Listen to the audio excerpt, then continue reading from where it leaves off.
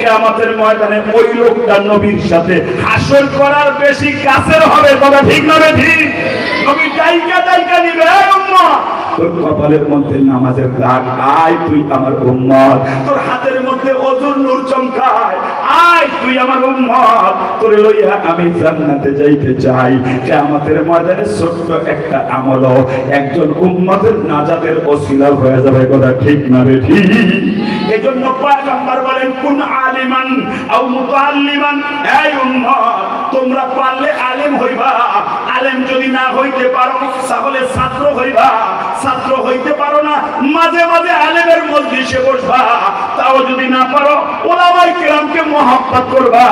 কারণ আলেম হওয়া হাফেজ হওয়া এত স্বাভাবিক ব্যাপার না। কত মানুষের ছাত্র, কত মানুষের ছেলেই তো মাদ্রাসা ভর্তি হয়, সবাই কি আলেম হয়? কথা কেন হয়? হুজুর 3 পারা পড়ছিল মুখস্থ হয় নাই, হুজুর 6 পারা পড়ছিলাম শেষ করতে পারি নাই, হুজুর অর্ধেক পড়ছি বাকি অর্ধেক পারি নাই। আল্লাহর নির্বাচন এটা দুনিয়ার মাধ্যমে হয় না। আল্লাহ যার কপাল ভালো করে তাকে আলেম বানায়, আল্লাহ যার কপাল ভালো করে তার সিনার মধ্যে কোরআনের ইলমটাকে হেফাজত করে। কথা ঠিক না রে ঠিক? এই জন্য অনেক আগ্রহী মানুষ, কিন্তু তার ছেলেটা হাফেজ না, তার ছেলেটা আলেম না, কারণ আল্লাহ তাকে মঞ্জুর করে নাই। যাদেরকে মঞ্জুর করছে বোঝা গেল আল্লাহর দয়া তাদের উপরে আছে। এজন্য রাসূল বলেন, ওদেরকে মহব্বত কর, আমাকে মহব্বত করা হবে।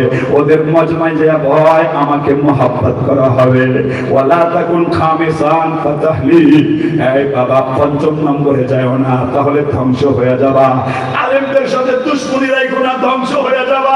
ইসলামের সাথে দুশমনি রাখো না, আল্লাহর আযাব আইসা যাবে। কথা ঠিক না ঠিক? যুবক বন্ধু, বৃদ্ধ বাবা, এই জন্য পয়গম্বর বয়ান করেন যে আমাকে মহব্বত করতে চাও, সে আমার সুন্নাতের অনুসারী হয়ে যাও। যার মধ্যে সুন্নাতের আমল যত বেশি, কিয়ামতের ময়দানে সে আমার আপন হবে তত বেশি। এই জন্য নবীর সাথে যদি হাসর করতে চাই, সুন্নাত লাগবো না লাগবো? কথা কেন লাগবো না লাগবো না? যুবক একদম জুম্মার আগে সুন্নাতও করে না, পরের সুন্নাতও করে না। কথা ঠিক না বেটি? সুন্নাত দরকার নয়, মোটামুটি চলবে। যুবক বন্ধু, বৃদ্ধ বাবা, এই জন্য তোমাদেরকে বলে গেলাম সুন্নাতের মহব্বত অন্তরে ঢুকাও। কিয়ামতের ময়দানে হইতে পারে এই মহব্বতের ওসিলায় আল্লাহ তোমাকে আমাকে জান্নাত দান করবেন। কথা ঠিক না বেটি?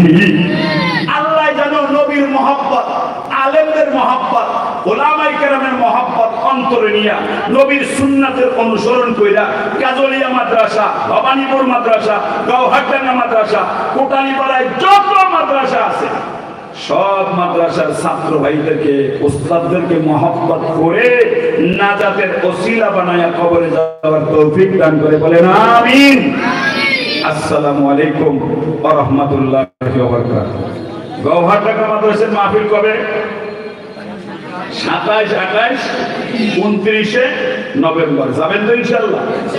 জামাত বাইন্দা মহব্বতের সাথে যাবেন। আল্লাহ যেন আপনাদেরকে কবুল করে। সকলে বলি আমিন।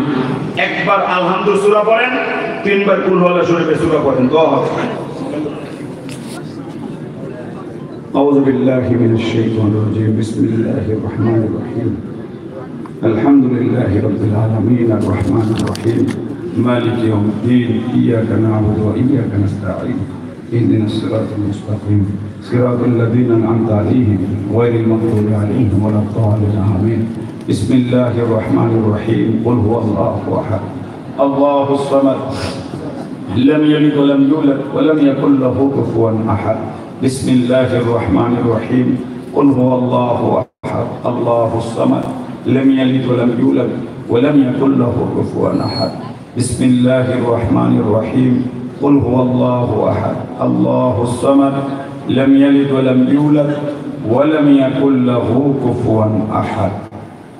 দুরূদ শরীফ সাল্লাল্লাহু আলাইহি ওয়াসাল্লাম সাল্লাল্লাহু আলাইহি ওয়াসাল্লাম সাল্লাল্লাহু আলাইহি ওয়াসাল্লাম। নিয়ত করেছিলাম একবার অল্প শর্টকাট বয়ানই করব। আপনারা বসছেন, বয়ান লম্বা হয়ে গেছে। আল্লাহ হায়াতের নাজাতের ওসিলা বানায় দেন। আল্লাহুম্মা আমিন। ربنا ظلمنا أنفسنا وإن لم تغفر لنا وترحمنا لنكونن من الخاسرين. ربنا লা তুযিগ